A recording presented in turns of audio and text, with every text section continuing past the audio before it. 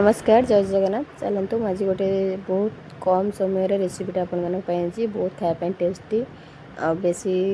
किसी तार आवश्यकता ना मसला तेल मसलें आ बहुत जिनस भी आवश्यकता ना बहुत सर्ट अल्प जिनस बहुत सुंदर रेसिपीटे आनी चलन देखेबी जोटा कि खटा खटा खायापी बहुत बढ़िया लगे मो हजबैंड को पसंद गोटे साउथ इंडियन रेसिपीटे देखो भेंडी को पूरा छोट छोट कर काट नहीं जाइए प्रथम कड़े गरम करके तेल देकी भेंडी को पूरा भल भाव भाजी ने भेंडी पूरा पोटपोड़ है पर्यटन भल भाव भाजी नवा भाजला ये मुझे सैड्रे रखी सहित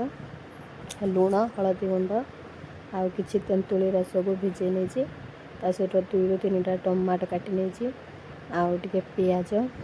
आ गोटा रसुण 5-6 कोला आउ किसी पियाज सहित कंचा लंका 2-3टा भूसंग पत्र आउ धनिया पत्र ये भेंडी भाजी जाइए बाहर को बाहर करनवा भल सब बाहर करदे ना कर सारापर आउ टे तेल देदेबा दे सोरिष आ जीरा पकईनवा पकईला से पकईदेबा आम पियाज आ गोटा रसुण चोपा छड़े देते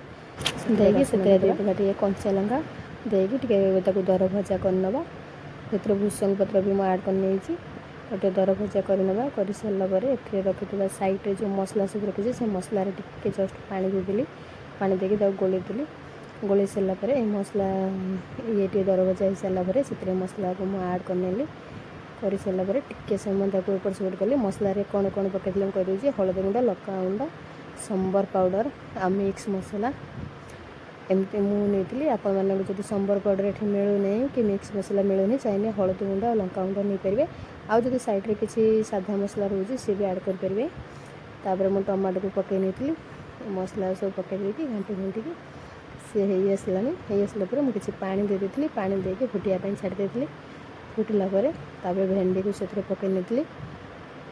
निहाती थे ट्राए करूँ देखिए बहुत बढ़िया लगे जदि भल लगे आपण मैंने लाइक शेयर कमेंट करने बिल्कुल भूलें बहुत अल्प समय भी मुझे जी समय भिडियो कर समय मात्र लगे